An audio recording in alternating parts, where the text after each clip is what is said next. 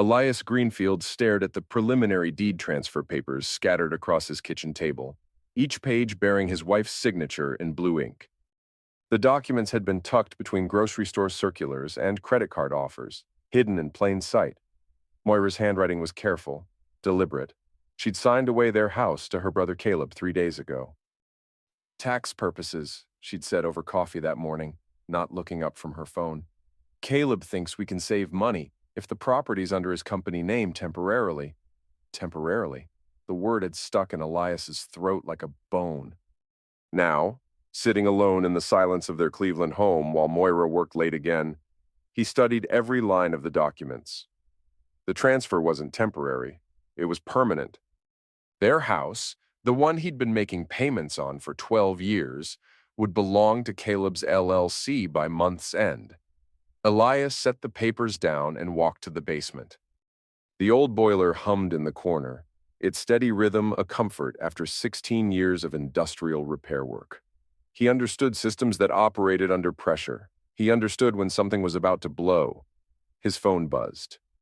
A text from Moira. "Working late again? Don't wait up." The same message she'd sent 3 times this week. The same message that preceded her arriving home at 1 a.m. with the smell of expensive cologne clinging to her clothes. Elias climbed the stairs and stood in their bedroom doorway. Everything looked normal, their bed with the blue comforter, her vanity cluttered with makeup, his work clothes folded on the dresser. But something felt wrong. The air itself seemed charged, like the moment before lightning strikes. He'd learned to trust that feeling. In his line of work, ignoring instinct could mean third-degree burns or worse. The next morning, Elias arrived at the Riverside Apartments conversion project, a former steel mill turned into overpriced housing for young professionals. The irony wasn't lost on him. He spent his days keeping rich people warm in buildings where his grandfather had once forged steel. "You look like heck," Theo called from across the boiler room. His co-worker had worked the industrial circuit for 25 years, his arms mapped with scars from steam burns and electrical accidents. Didn't sleep much. Elias pulled on his work gloves and approached the main furnace system. Something was off about the pressure readings. Marriage troubles? Theo's voice carried the weight of a man who'd been divorced twice. Something like that. Elias checked the gauges again. The pressure was running hot. Too hot for a system that should have been stable. "Let me give you some advice," Theo said, wrench in hand. "When a woman starts acting different, starts making decisions without you, that's not marriage trouble. That's war, and in war, the side that strikes first usually wins." Elias was about to respond when the main valve erupted. The explosion threw him backward 10 feet, his body slamming into a concrete wall. Steam filled the room like a white fog, and somewhere through the hiss and chaos, he heard Theo screaming his name. The emergency sirens wailed as plant security rushed in. Elias lay on the cold floor, his left arm burned and his vision blurry. The last thing he remembered before the paramedics arrived was Theo kneeling beside him, saying something about the valve being rigged. "This wasn't an accident, Eli. Someone wanted you dead." The words followed him into unconsciousness. Elias spent 2 days in Cleveland General Hospital. The burns on his arm were second degree but manageable. The concussion would heal. What wouldn't heal was the knowledge that someone had tried to kill him. Moira came to visit once, bringing flowers and wearing the perfume he'd bought her for Christmas. She stayed for 20 minutes, checked her phone 6 times, and left claiming she had an important meeting. "I'm glad you're okay," she'd said, not quite meeting his eyes. "Caleb sends his love." Theo visited that evening, bringing coffee and answers. "I went back and checked the system," he said, settling into the visitor's chair. "Someone tampered with the pressure release valve.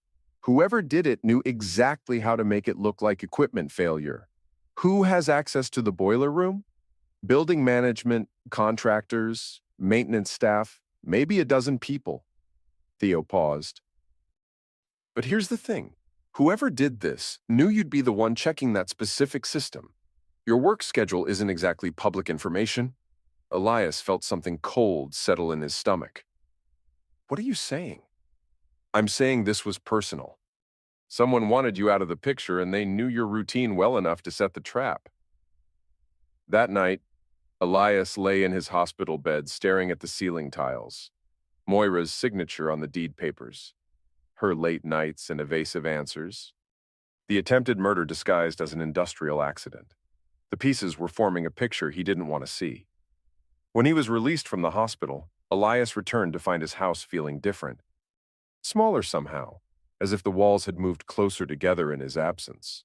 Moira greeted him with unusual enthusiasm, cooking his favorite dinner and asking detailed questions about his injuries. "The doctor said you were lucky," she said, refilling his water glass. "If you'd been standing 2 feet closer to that valve." She didn't finish the sentence, but her tone suggested relief rather than concern. That night, unable to sleep, Elias went to his workshop in the basement. He needed to think, and he'd always thought best with his hands busy. As he organized his tools, his eyes fell on an old electrical outlet near the workbench, one he'd never noticed before. The outlet was newer than the others, its faceplate cleaner. He unscrewed it from the wall and found something that made his blood freeze. A tiny camera lens, no bigger than a pinhead, embedded in the fake outlet cover. Someone had been watching him, recording his movements, his schedule, his habits. Learning when he'd be in the boiler room, when he'd check the pressure systems, when he'd be in exactly the right position for an accident. Elias stared at the device in his palm. Such a small thing to represent such a massive betrayal. He thought about Moira's questions at dinner, her sudden interest in his recovery. She wasn't concerned about his health. She was confirming that her plan had failed. For the first time in 16 years of marriage, Elias Greenfield smiled with genuine satisfaction. His wife had tried to kill him for his life insurance and the house. She'd failed, and now she had no idea that he knew. The game had begun, and Moira didn't even realize she was playing. Over the next week, Elias returned to work part-time while his arm healed. He told no one about the camera, not even Theo. Instead, he watched and listened, gathering information like a man preparing for war. He learned that Caleb's LLC, Brantley Holdings, had been quietly acquiring properties throughout their neighborhood. He learned that Moira had taken out a substantial life insurance policy on him 6 months ago. He learned that her late meetings coincided perfectly with the schedule of Kellen Dorsey, the hospital's chief operating officer, Kellen Dorsey. 42 years old, divorced, drives a silver BMW, lives in a downtown condo that costs more than most people's annual salary. Elias had met him twice at hospital fundraising events. A glad-handing corporate type who spoke in buzzwords and treated service workers like furniture. The kind of man who would sleep with another man's wife and call it networking. Elias began making his own preparations. He rented a storage unit across town under a false name, paying cash for 6 months in advance. He purchased a used pickup truck from a private seller, registering it under the same fake identity. He installed GPS spoofing software on his phone, technology he'd learned about from younger technicians who used it to fake their locations for dating apps. Most importantly, he found his sanctuary. The old Riverside steel mill had been partially demolished before the apartment conversion project began. One section remained untouched, a massive boiler room deep in the building's foundation. The city had condemned it as too expensive to renovate, but Elias had the access codes and the knowledge to make it functional. He spent 3 evenings converting the space into his operational headquarters. Emergency lighting, secure storage, communication equipment, and most importantly, complete privacy. No cameras here except the ones he installed. From his hidden base, Elias began systematic surveillance of his wife and her lover. Moira's routine was predictable. Monday through Wednesday, she worked late at the hospital, usually returning home around midnight, with alibis about budget meetings and strategic planning sessions. Thursday and Friday were date nights, dinner at expensive restaurants followed by visits to Kellen's downtown condo. Kellen's patterns were even more revealing. The man documented his entire life on social media, posting photos of expensive meals, luxury purchases, and carefully staged, candid moments. His arrogance would be his downfall. But Elias needed more than affairs and fake documents. He needed leverage that would destroy them completely. The breakthrough came from an unexpected source, Mrs. Landau, his 78-year-old neighbor. "Your wife has been getting a lot of mail lately," she mentioned while they both collected their newspapers one morning. "Legal-looking envelopes." I only noticed because the postman keeps mixing up our addresses. That afternoon, Elias intercepted the mail delivery. Among the usual bills and advertisements was a letter from Harrington, Pierce and Associates, Caleb's law firm. The return address made his pulse quicken. Inside the envelope were finalized divorce papers, filed but not yet served. Moira had already retained counsel and was seeking dissolution of their marriage on grounds of irreconcilable differences. She was asking for half of all assets, full custody of their 16-year-old daughter Rowan, and spousal support. The kicker: she'd backdated the separation agreement to make it appear they'd been living apart for months, which would void any claims he might have to assets acquired during that period, including the life insurance policy. She'd planned everything perfectly, except for one detail. Elias was supposed to be dead. That evening, Elias sat across from his daughter at the dinner table, while Moira worked late again. Rowan had inherited her mother's intelligence but her father's observational skills. She'd been watching the family dynamics with teenage awareness. "Dad, can I ask you something?" "Sure. Are you and Mom getting divorced?" The question hung in the air like smoke. Elias studied his daughter's face, concerned but not surprised. "Why would you ask that?" "She's been acting weird. Hiding phone calls, staying out late, cleaning the house like someone important is coming over." Rowan pushed food around her plate. "Plus, Uncle Caleb has been asking me strange questions about you. Like whether you have any other bank accounts or if you've ever talked about moving away." Smart girl. Too smart for her own good. "Your mother and I are going through some difficulties," Elias said carefully.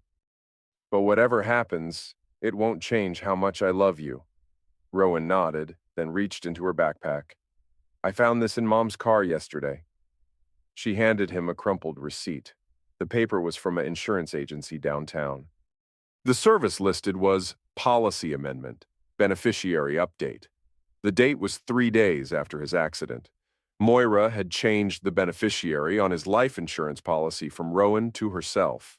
She wasn't just planning his death. She was ensuring maximum profit from it.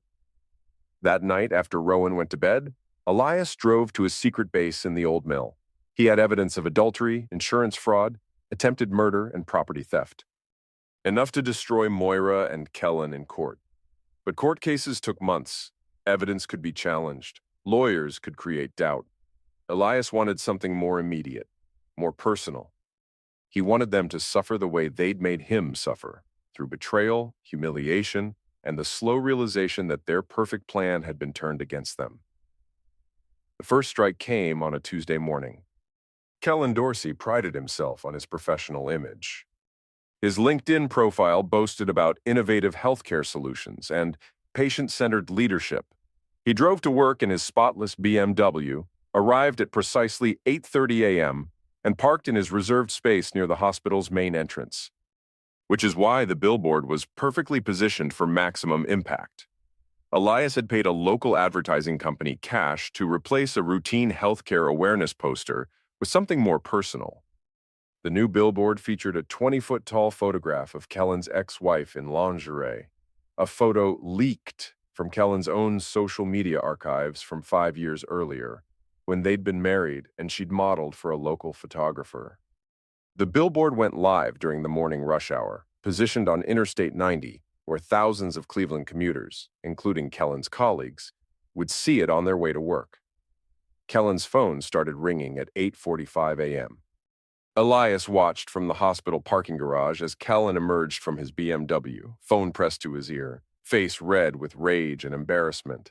By lunchtime, the billboard story had spread through the hospital's gossip network. By evening, it was trending on local social media. The billboard company claimed they'd received the order from someone using Kellen's own corporate credit card information. When Kellen protested, they produced signed authorization documents bearing his forged signature. The message was clear: someone was playing games, and Kellen was losing. But the billboard was just the opening move. 3 days later, Elias struck at Caleb. His brother-in-law operated his real estate business from a converted storefront in a strip mall, the kind of place that suggested success while revealing its owner's limitations. Caleb specialized in small-time property flips and rental management. Legal enough to avoid prosecution, sleazy enough to maximize profit. Elias knew that Caleb cut corners on his renovations. Unpermitted electrical work, substandard plumbing, building code violations that inspectors somehow missed. The kind of shortcuts that could be catastrophic under the right circumstances. On Thursday evening, after Caleb's office had closed, Elias used his industrial expertise to create a very specific type of accident. Natural gas leaks were common in older buildings, especially ones with DIY plumbing modifications. A slow leak near the water heater, combined with a carefully placed spark from faulty wiring, could create a dramatic but non-lethal explosion. The blast occurred at 11:47 p.m., shattering windows and sending flames shooting through the roof of Caleb's office. The fire department responded within minutes and no one was injured. But the investigation revealed multiple building code violations, unpermitted construction work, and evidence that Caleb had been operating without proper licensing for electrical modifications. The insurance company refused to pay out, citing gross negligence. The city condemned the building and launched a comprehensive audit of all Caleb's properties. The state licensing board opened an investigation into his business practices. By morning, Caleb Brantley was facing bankruptcy, criminal charges, and the dissolution of his real estate empire. Moira was furious. "This isn't a coincidence," she told Elias over breakfast, her voice tight with barely controlled rage. "Someone is targeting our family." "Who would do that?" Elias asked, perfectly innocent. "I don't know, but when I find out, they're going to regret it." She left for work that morning with the determination of a woman preparing for war. What she didn't know was that the war had already been fought and she'd lost. The charity gala was Moira's idea of strategic networking, an annual hospital fundraiser where Cleveland's medical and business elite gathered to be seen donating money to worthy causes. She'd bought a new dress for the occasion, something black and elegant that cost more than Elias made in a week. Kellen would be there, of course. So would hospital board members, local politicians, and every social climber in the city's medical establishment, which made it the perfect venue for Kellen's next humiliation. Elias arrived at the event dressed as a maintenance worker, complete with clipboard and official-looking credentials. Hospital staff were used to seeing repair technicians at all hours. No one questioned a man checking HVAC systems during a large event. The gala's audio-visual setup was impressive. Multiple screens, professional sound equipment, and a central control booth that managed everything from ambient lighting to presentation slideshows. It took Elias 15 minutes to hack into the system and upload his special presentation. The moment came during Kellen's keynote speech about healthcare innovation and ethical leadership. Halfway through his prepared remarks about patient care and professional standards, the screens throughout the ballroom flickered and changed. Suddenly, every monitor was displaying a carefully edited recording of Kellen on his phone, taken through his condo window the previous week. The audio was crystal clear. "These patients are idiots. Half of them don't need to be here, but we bill their insurance anyway. Yeah, I'm sleeping with someone on staff, but her husband doesn't suspect anything. Guy's a complete moron who spends his day fixing boilers." The recording continued for 90 seconds, featuring Kellen mocking patients, bragging about insurance fraud, and detailing his affair with a married subordinate. Every word was authentic, captured during one of his arrogant phone conversations with a college friend. The ballroom fell silent. Then came the whispers, the shocked gasps, the sound of chairs scraping as people stood to leave. Kellen tried to keep speaking, but his microphone had been cut. Security moved toward the control booth, but the damage was done. Every phone in the room was recording. The footage would be on social media within minutes. Moira sat frozen at her table, watching her lover's career implode in real time. By morning, Kellen Dorsey was unemployed. The hospital's board of directors had voted unanimously for his immediate termination, citing gross professional misconduct and potential legal liability. 3 patients had already contacted attorneys about the insurance fraud comments. But Elias wasn't finished. The beauty of systematic destruction was its cumulative effect. Each attack weakened the target's position, making them more vulnerable to the next assault. Kellen and Moira were now operating from a position of panic rather than control, which made them sloppy. On Friday afternoon, Moira came home early from work, her face drawn with stress and exhaustion. The past week had been a disaster. Caleb's business was ruined, Kellen was disgraced and unemployed, and the divorce papers she'd planned to serve were now meaningless since Kellen couldn't provide the financial security she'd been counting on. "We need to talk," she said, settling across from Elias at the kitchen table. "About what?" "About us. About our marriage." She took a deep breath, choosing her words carefully. "I know things have been difficult lately, but I think we can work through this." Elias almost laughed. After 16 years of marriage, she still thought he was stupid enough to be manipulated by a few kind words and fake concern. "Work through what?" "The problems we've been having. The distance between us. I know I've been working too much, staying out too late. I want to change that." "Change?" Elias repeated the word like he was tasting it. "You want to change?" "Yes. I want us to be a family again. For Rowan's sake, if nothing else." She reached across the table and touched his hand. Her skin was cold and he could feel the tremor in her fingers. She was scared. "I think that's a wonderful idea," Elias said. "Family is so important." Relief flickered across her face. She thought she'd won him back with a simple performance of remorse. "There's just one thing I need to know," he continued.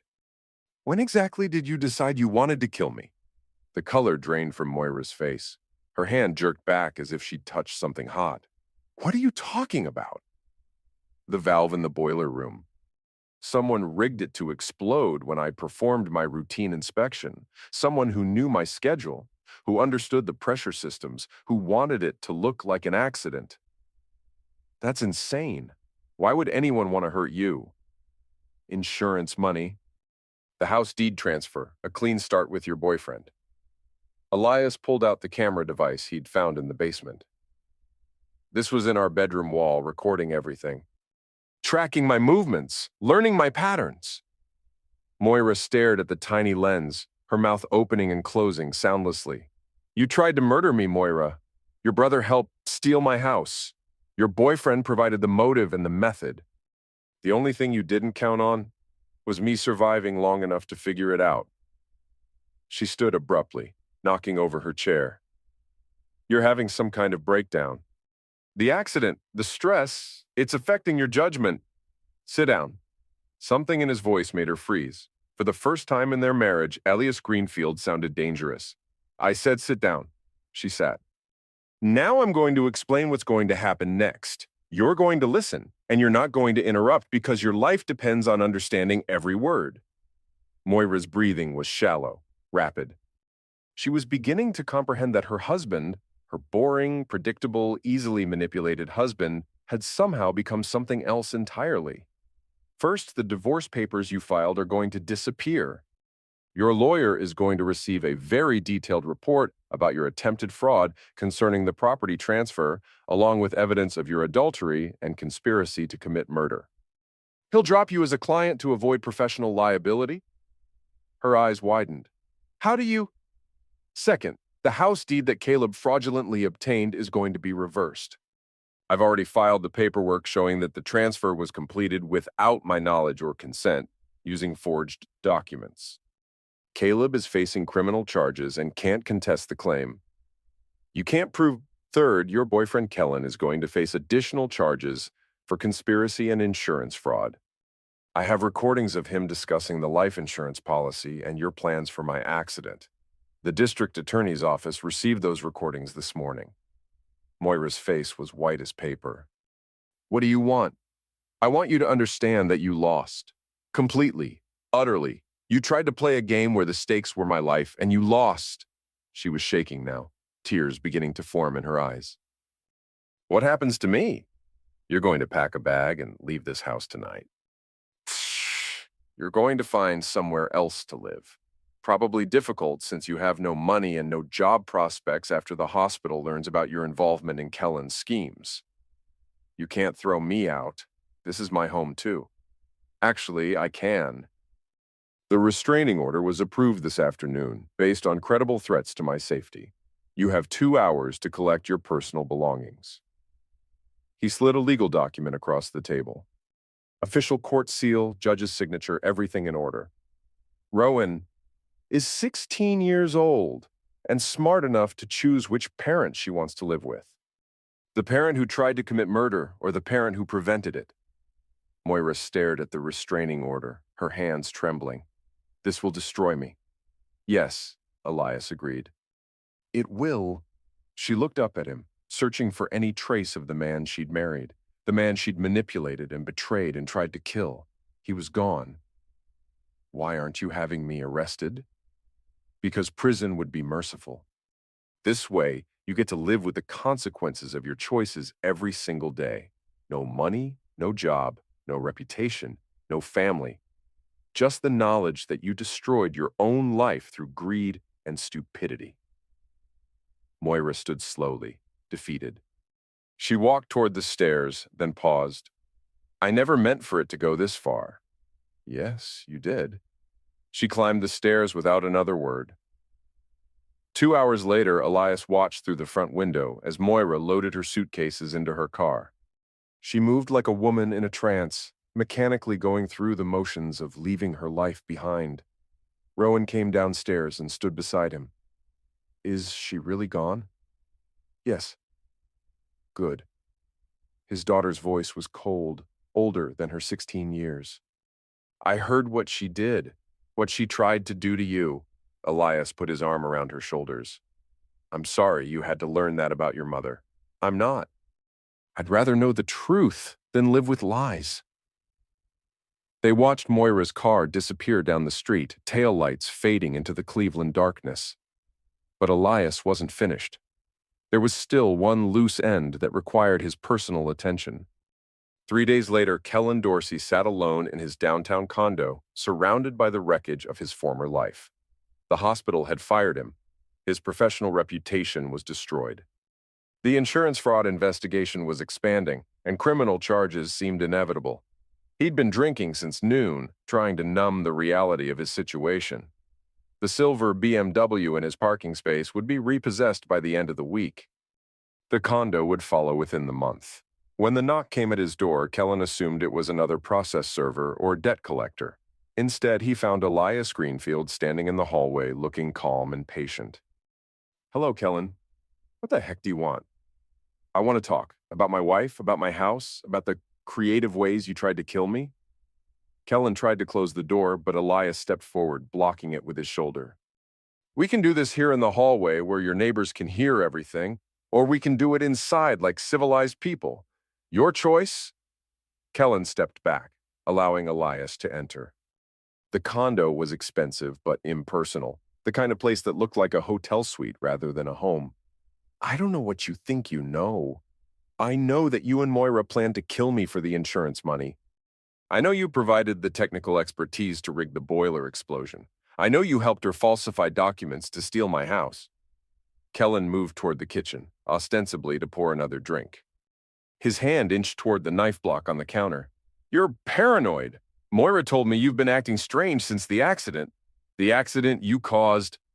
Kellen's fingers closed around the handle of a carving knife. He spun around, slashing at Elias's face. Elias caught his wrist easily, applying pressure until Kellen dropped the weapon. Then he drove his knee into Kellen's stomach, doubling him over. 16 years of industrial work, Elias said conversationally. You learn to handle pressure. You learn to move fast when things get dangerous. You learn to fight. Kellen gasped for air, clutching his stomach. What do you want? I want you to understand something. You tried to kill me because you thought I was weak, stupid, easy to eliminate. Elias picked up the knife and tested its edge. You were wrong. I'll pay you. Whatever you want. I don't want your money. I want your confession. Elias pulled out a small digital recorder. You're going to tell me exactly how you planned my murder, who provided what assistance, how you intended to split the proceeds. Everything. And if I don't? Elias smiled, the same cold expression that had terrified Moira 3 days earlier. Then I'm going to spend the next hour demonstrating some of the things you learned, working with high-pressure steam systems. Did you know that a small steam leak can strip flesh from bone in seconds? Or that superheated water can blind someone permanently? Kellen looked at the knife in Elias's hand, then at the man holding it. This wasn't the boring maintenance worker he dismissed as irrelevant. This was someone who'd spent years working in dangerous conditions, someone who'd learned to be harder than the systems he repaired. You're insane. No, I'm methodical. There's a difference. Kellen began talking. The confession took 47 minutes. Kellen detailed everything: the insurance policy research, the surveillance camera installation, the boiler system sabotage, the backup plans if the first attempt failed. He implicated Moira as the primary planner and Caleb as the financial coordinator. By the time he finished, Kellen was sobbing. The arrogant corporate executive had dissolved into a broken man begging for mercy. "What happens now?" he whispered. "Now you disappear. Leave Cleveland tonight. Don't contact Moira. Don't try to salvage your career. Don't attempt to return. Just vanish. And if I don't, then this recording goes to the district attorney, along with evidence that you're planning to flee prosecution. You'll spend the next 20 years in federal prison." Kellen nodded frantically. "I'll leave. Tonight. I swear." "I know you will." Elias pocketed the recorder and headed for the door. Then he paused, looking back at the wreckage of a man cowering on expensive furniture. "One more thing. The next time you decide to destroy someone's life, make sure they're actually destroyed. Because if they survive, they might decide to return the favor." He left Kellen alone with his terror and his rapidly diminishing future. 6 months later, Elias Greenfield sat on his front porch, watching the sunrise over Cleveland's industrial skyline. The house was quiet. Rowan had left for school, and he had the morning to himself before his shift at the factory. Moira had disappeared completely. Some said she'd moved to Florida. Others claimed she was working as a waitress in Columbus under a different name. Elias didn't care where she'd gone, as long as she stayed gone. Kellen had kept his word about leaving town. A private investigator confirmed he was working construction in Phoenix, living in a trailer park and drinking away what remained of his pride. Caleb was facing trial for fraud and conspiracy. His real estate empire had collapsed, and he'd lost everything: properties, business, reputation. The family that had tried to steal Elias's house had ended up homeless themselves. Justice, Elias reflected, had a certain poetic elegance when properly administered. His phone buzzed with a text from Theo. "Coffee before work?" Elias smiled. His friend had been the one person who'd supported him throughout the ordeal, never questioning the dramatic changes in Elias's circumstances or the convenient downfall of his enemies. Some things were better left unexplained. He walked to his truck, the legitimate one he'd purchased after selling Moira's expensive car, and drove toward the diner where he and Theo met most mornings. The routine was comforting after months of careful planning and systematic revenge. At the diner, Theo was already seated in their usual booth, coffee steaming in front of him. "You look relaxed," Theo observed, "like a man who's solved all his problems." "Most of them? What about the big one?" "The one that tried to kill you?" Elias thought about Moira, wherever she was, probably struggling to pay rent and wondering how her perfect plan had gone so wrong. He thought about Kellen, sweating through construction jobs and jumping at every unexpected sound. He thought about Caleb, preparing for a prison sentence that would destroy what remained of his life. That problem solved itself. Theo nodded, understanding. Sometimes the best revenge is just letting people live with the consequences of their choices. Something like that. They drank their coffee in comfortable silence. Two men who understood that some conversations didn't require words. Outside the diner windows, Cleveland was waking up. Trucks heading to construction sites, workers beginning another day of honest labor, the world continuing its slow rotation toward whatever came next. Elias had returned to his quiet life, but he was no longer the same man who'd been easily overlooked and casually betrayed. He'd learned that strength wasn't about size or aggression. It was about patience, preparation, and the willingness to do whatever was necessary when someone threatened your family. He'd also learned that sometimes the best way to destroy an enemy was simply to let them destroy themselves. "Ready for another day of keeping rich people warm?" Theo asked, finishing his coffee. "Always." They left the diner together, heading toward their trucks and another shift in the converted steel mill where Elias had once planned his revenge. The irony still amused him. Working in a building that had been transformed from one purpose to another, just like he had been transformed from victim to victor. As he drove toward the job site, Elias reflected on the lessons he'd learned. Trust was a luxury he could no longer afford. Love was conditional, marriage was a contract, and family loyalty was earned rather than assumed. But he'd also learned that intelligence and determination could overcome almost any disadvantage. That careful planning could defeat superior resources. That patience was the ultimate weapon when used correctly. Most importantly, he'd learned that he was capable of things he'd never imagined. Dark things, necessary things, things that had saved his life and preserved his daughter's future.